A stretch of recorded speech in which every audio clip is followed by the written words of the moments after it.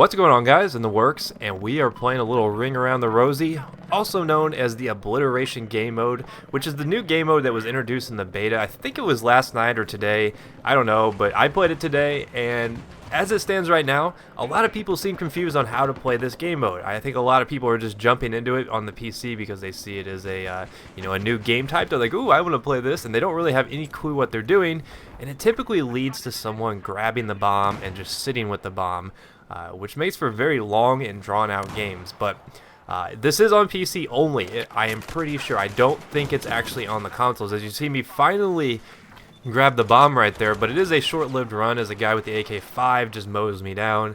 But this was a very interesting game because this is the game where I finally was like, okay, I'm going to have to obviously take a different role because I wanted to play the objective. I wanted to be the guy in there planting the bomb, doing all that cool stuff.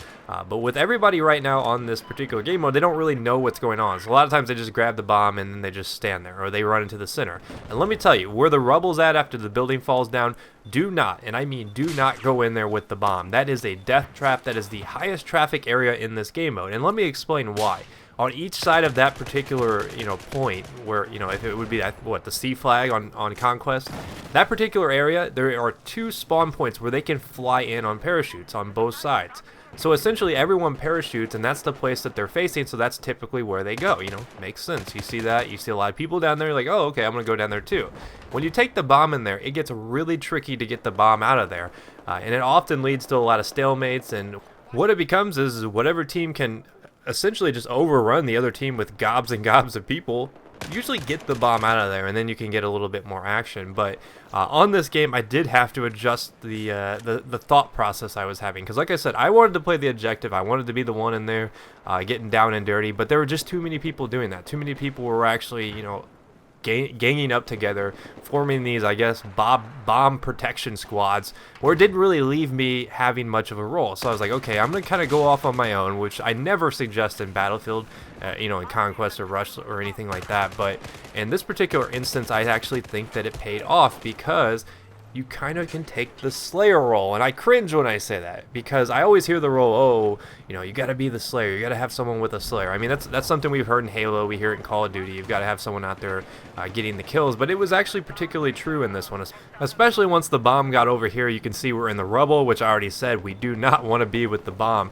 So I was like, okay, I'm going to go off on my own, I'm just going to try to keep people off the bomb, and hopefully we can work it up there. Because there were some people in the chat, I don't know if you're paying attention to it, they're trying to actually work together. They're actually trying to get the bomb closer to the objective, because there are 3 points. There's a neutral bomb location. You've got to grab the bomb, you've got to blow up the other person's point. Every time you blow it up, a new bomb appears, like I said, in a neutral location. It's pretty simple, it's pretty straightforward. There's not a lot of heavy thinking that needs to be done here. But the problem right now is it just seems like the people who are grabbing the bomb are just interested in holding on to the bomb, which is a foolish move in its own right because it gives away your position. And they're not really advancing it. They're just kind of standing pat with it. So I'm not sure if they just don't understand the game mode, or they're just, since it's so new. But you need to work in as a unit. So eventually here, I'm going to die on the rubble. I'm going on a pretty good kill streak right here. I'm keeping people off the bomb. You can see they're working it around the perimeter towards the other side of the water, which they eventually do get to. I think I'm going to be taken down here in just a second, which is going to kind of end this run. But I did a good job. I took about 8 or 9 people down in that little span of time. Because I was under, I think it was like 2 and 3 when I went in there. So it pushed them back. It helped us get across the river here.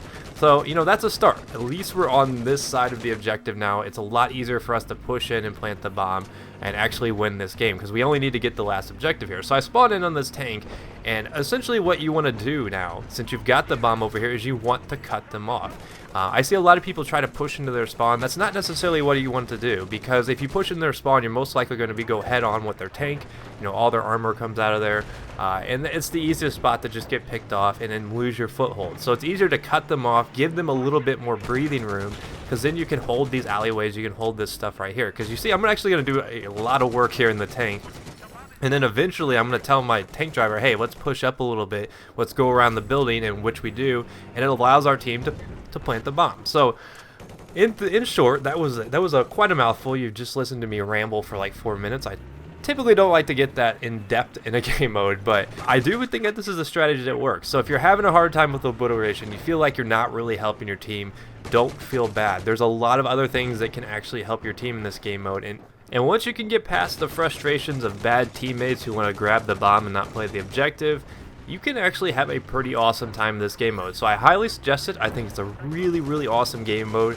I can't wait to play it on some other maps, because I personally, I'm not a huge fan of Shanghai. It's an okay map. I just don't like the horseshoe shape. I think it's kind of linear in that respect. I'm really interested to see this game mode on like Paracel Storm or some of the other cool maps that they've shown off, because I think it'll be a lot of fun there.